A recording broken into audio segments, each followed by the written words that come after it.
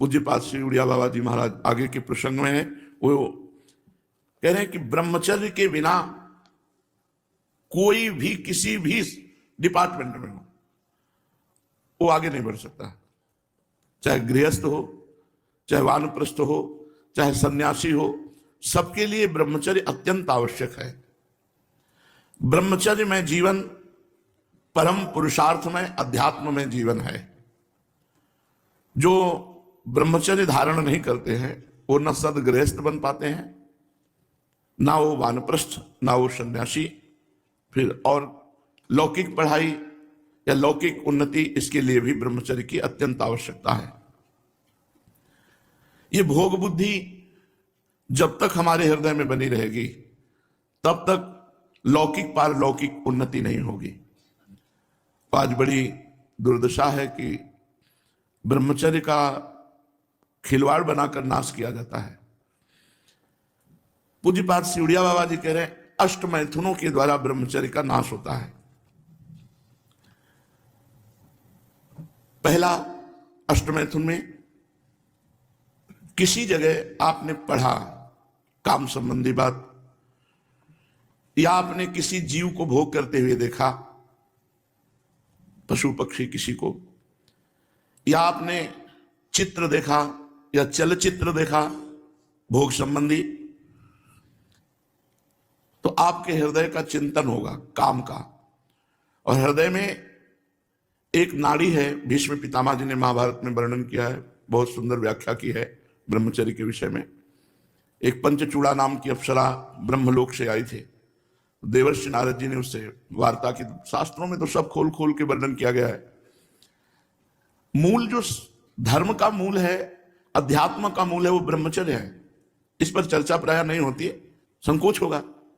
और जब ब्रह्मचर्य पर चर्चा नहीं होगी तो नींव मजबूत नहीं, आप महल कितना बढ़िया बना दो भर भरा के गिर जाएगा, उसमें कोई महत्व नहीं। ब्रह्मचर्य बहुत आवश्यक वस्तु है। तो पहला है, किसी जगह हमने पढ़ा काम संबंधी बात, या हमने काम संबंधी क्रीड़ा देखी, पशु पक्षी किसी की भी, या हमने चित्रगंधा देखा या चलचित्र देखा, जो आज सिनेमा आदि में, मोबाइल आदि में आप सर्च करके देखते हैं बहुत। ये सबसे पहला अष्ट मैथुन में है।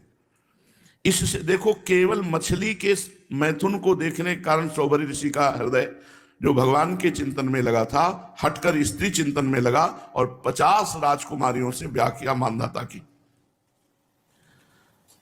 तो हमारे हृदय में एक मनोवाह नाड़ी है। कहीं हमारे शरीर में वीर्य की थैली नहीं है, जैसे पित्त की थैली या मलाशय मूत्राशय, ऐसे कोई वीर्य की थैली नहीं है। उस मनोवाह नाड़ी को रक्त की मथानी कहते हैं।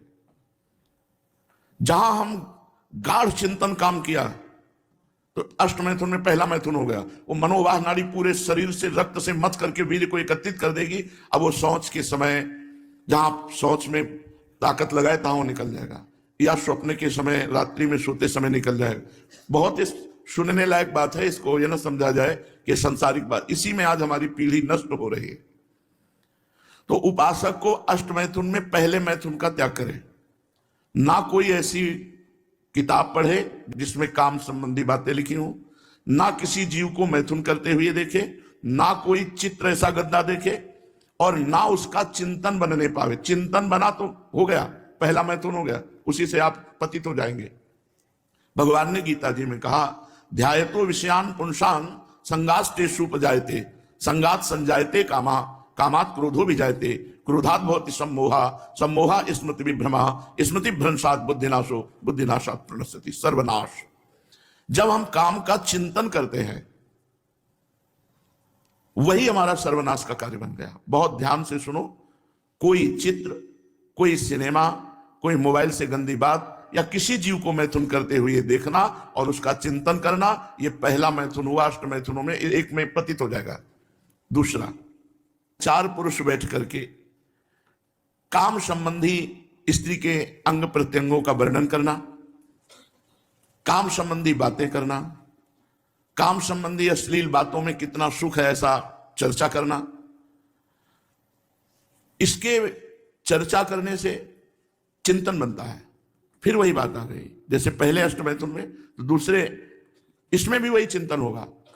जहां चार लोग बैठे, बोधयंता परस्परम मच्चित्ता मदगत प्राणा बोधयंता परस्परम कथयंति च माम नित्यम तुष्यंति च रमंति च। हमें चाहिए हम चार लोग बैठकर भगवत चर्चा करें, भगवान के रूप गुण लीला महिमा की चर्चा करें। अगर हम स्त्री संबंधी चर्चा, काम संबंधी चर्चा और काम सुख संबंधी चर्चा, तो हमारे हृदय में मनोवाह नाड़ी एक्टिव हो जाएगी, वो अपने आप हो जाएगी और आपके पूरे शरीर से रक्त को मथ करके वीर्य निकाल देगी। और वो किसी भी तरह निकलेगा, तुम्हें पता भी नहीं चलेगा, निकल जाएगा। तीसरा, एकांत में इशारे करना, हास्य विनोद करना, काम भाव से छूना, पास बैठ करके एकांत में चिंतन बनेगा, फिर वही दुर्दशा हो जाएगी। अष्टमैथुनों में तीसरे में कभी भी कहीं भी किसी भी तरह से ब्रह्मचर्य साधन करने वाले को माताओं बहनों के साथ एकांत सेवन नहीं करना चाहिए। बलवान इंद्रिय ग्रामो विद्वानम अपि कर्षति, इंद्रियां बड़ी बलवान है, वो बड़े बड़े विद्वानों को भी आकर्षित करके बलात् भ्रष्ट कर देती है। चौथा, एकांत से किसी स्त्री को चोर दृष्टि करते हुए काम भाव से देखना, वो नहीं देख रही, आप छुप कर देख रहे हैं और पूरी तन्मयता से। यह अष्टमैथुनों में चौथा है, किसी भी माता बहन को काम दृष्टि से चोर कर देखना। चोर मतलब एकांत होकर के वो नहीं देख रहे लेकिन आप देख रहे हैं, अष्टमैथुनों में ये चौथा, ये भी आपको भ्रष्ट कर देगा। पांचवा, मुस्कुराहट, हाव भाव, कटाक्ष, वार्ता, ये काम संबंधी करना। मुस्कुरा दिया परस्पर, कटाक्ष कर दिया, हाव भाव कर दिए, अब मिलो या ना मिलो वो आपका चिंतन बनेगा, चिंतन आपका सर्वनाश कर देगा। छठवां, श्रृंगारिक, शरीर को सजाना। जब हम शरीर को श्रृंगारित करते हैं तो हमारे अंदर रजोगुण आता है और रजोगुण काम उत्पन्न करता है, रजोगुण से ही काम का प्रादुर्भाव होता है। शरीर की सजावट नहीं होनी चाहिए, ब्रह्मचारी को शरीर से उपेक्षा रखनी चाहिए। हमें स्नान दिनचर्या के लिए करना है, वैष्णव श्रृंगार प्रिया प्रीतम की सेवा के लिए करना है। प्रभु की प्रसादी माला, प्रभु का चंदन, प्रभु की चरण रज, प्रभु का प्रसादी इत्र, प्रभु का प्रसादी उच्छिष्ट, यही हमारा जीवन है। बाहरी श्रृंगार हम अच्छे लगे इस भाव से क्रीम आदि लगाना या और भी श्रृंगार, ये नहीं करना चाहिए। ब्रह्मचर्य धारण करना है तो श्रृंगार से बचना चाहिए। उपन्यास, समाचार, नाटक, अश्लील दृश्य, ये आपको कल्पनाओं में भटका देंगे, वैसी कल्पना बनने लगेगी, फिर वही भ्रष्ट हो गया। सातवां, किसी के द्वारा भोग की बात सुन करके उसकी प्राप्ति के लिए प्रयत्न करना, यह अष्टमैथुनों में सातवां है। भोगों की बातें सुन सुन सुन करके अब हम पागल हो गए और हमारा चित्त खोजने लगा कि कहां हमें भोग मिले, कैसे भोग मिले, इससे भी भ्रष्ट हो जाएगा, पतित हो जाएगा। आठवां, प्रत्यक्ष सहवास, प्रगट में संभोग, ये 8 प्रधान अष्टमैथुन कहे गए और अष्टमैथुनों में ही प्रगट संभोग के अंतर्गत ही हस्त क्रिया आती है। ये इतनी भीषण बीमारी है, इतनी जोर से फैली हुई है कि चाहे बच्चा हो चाहे बच्ची हो, कुसंग के प्रभाव से एक 12 वर्ष के बच्चे से पूछा तुम्हें कैसे ज्ञान हुआ ये, क्योंकि लक्षण दिखाई देते हैं, जैसे चेहरे में देखो तो एक दृष्टि होती है अपने लोगों के पास, जहां उस दृष्टि से देखो तहां पता चल जाता है ब्रह्मचारी है कि नहीं है। 3 चिन्ह तो एकदम स्पष्ट उसके दिखाई देते हैं, नाक से लेकर मस्तक तक स्पष्ट एक दृष्टि में पता चल जाता है कि ये स्त्री सहवास से है या हस्त क्रिया से है। बहुत बुरी दशा हो जाती है, ये बहुत बुरा रोग है। उसने कहा हम विद्यालय में सीखा बच्चों के साथ, ये बालकों से लेकर के बड़ों तक, इससे ज्यादा खतरनाक प्लेग या हैजा, ये बीमारियां इतनी खतरनाक नहीं, इनके लिए औषधि, लेकिन हस्त क्रिया के लिए कोई औषधि नहीं। ये ऐसी बीमारी है, ऐसी अभ्यास बनती है, पूछो मत, बहुत सर्वनाश बड़े बड़ों का कर देती है। डिग्री प्राप्त पढ़े लिखे लोग भी इस कुचाल के चक्र में फंस गए हैं। ये बड़े दुर्भाग्य की बात है जिनको हस्त मैथुन का अभ्यास हो गया है। ये महारोग से पिंड छुड़ाने के लिए कोई औषधि नहीं है, कोई डॉक्टर ही नहीं आज तक। डॉक्टरों से पूछोगे आपको सपोर्ट कर देंगे, अच्छा है, बुद्धि मारी गई है। इस महारोग हस्त मैथुन को इतना प्रियता से बच्चे ले लेते हैं क्योंकि उनको सुखानुभूति थोड़ी देर होती तो ऐसा लगता है बड़ा सुख है, तो कई बार उस सुख को ये हस्त क्रिया, चाहे स्त्री हो चाहे पुरुष हो, बच्चा हो या बच्ची हो, उसको नष्ट कर डालता है, निचोड़ के रख देता है। परमात्मा की जैसे नवधा भक्ति है तो समस्त विकारों से नष्ट करके प्रेम प्रदान करती है, ऐसे ही अष्ट मैथुन के साथ ये हस्त मैथुन ये नव सर्वनाश कर देते हैं। वो सब विषयों का नाश करके भगवत प्राप्ति कराती है, ये सब सद्गुणों का नाश करके नरक की प्राप्ति कराती है। अष्ट मैथुन और हस्त मैथुन। हस्त क्रिया के कारण जितनी कठिनाइयां आती हैं, अगर उनका वर्णन किया जाए तो छोटी मोटी पुस्तक लिख जाएगी। यहां थोड़ा वर्णन करते हैं कि जैसे जिस लकड़ी में घुन लग जाए तो लकड़ी केवल ऊपर दिखाई देगी, बकाया पोली हो जाती, उसमें कोई दम नहीं रह जाती।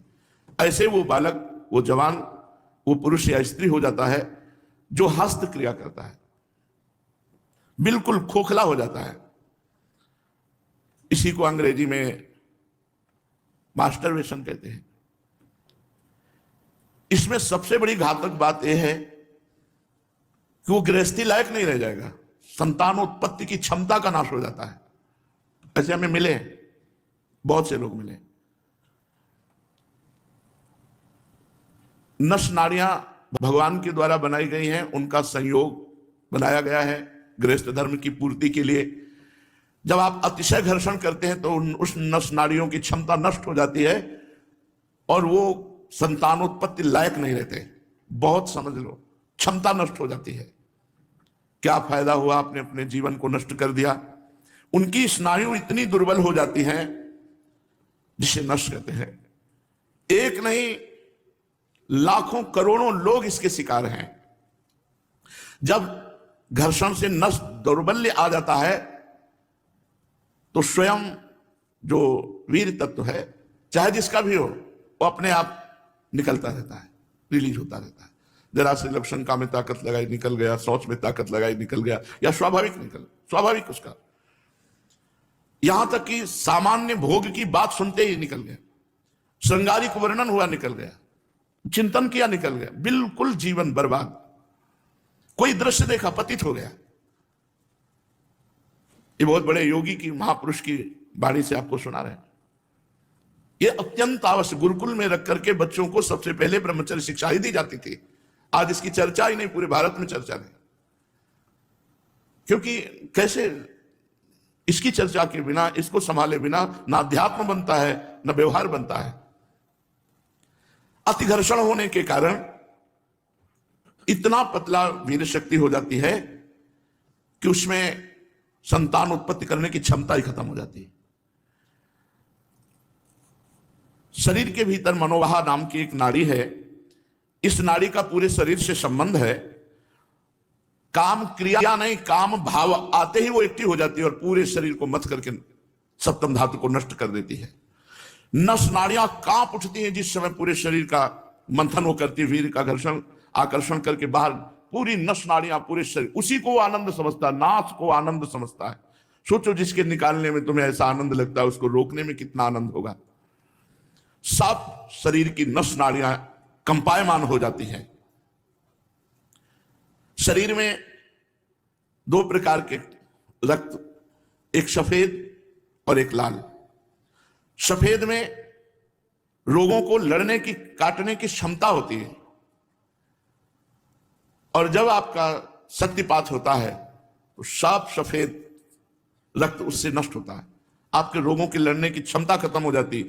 थोड़े ही दिनों में धातु दौर्बल्य, sugar, blood pressure high low, स्वप्न दोष, मधुमेह आदि बड़े बड़े रोग हो जाते हैं। ये रोग इसी से होते हैं। जितना अधिक पुष्ट ब्रह्मचर्य होगा तो ये श्वेत कीट बलवान होते हैं, इतने बलवान हो जाते हैं कि विष को भी पचा जाएगा। श्वेत कीट अर्थात ब्रह्मचर्य ना निकले तो उसमें इतनी क्षमता होगी कि वीर भी अगर वो पुष्ट होकर के मजबूत हो गया तो विष चला जाए तो वो भी उसको मार नहीं सकता, इतनी क्षमता ब्रह्मचर्य में है। विष को पचा डाले, भोजन की क्या बात। परंतु जो अपनी शक्ति को छीण करते रहते हैं तो इतना दुर्बल हो जाता है कि पानी पचना मुश्किल हो जाता है।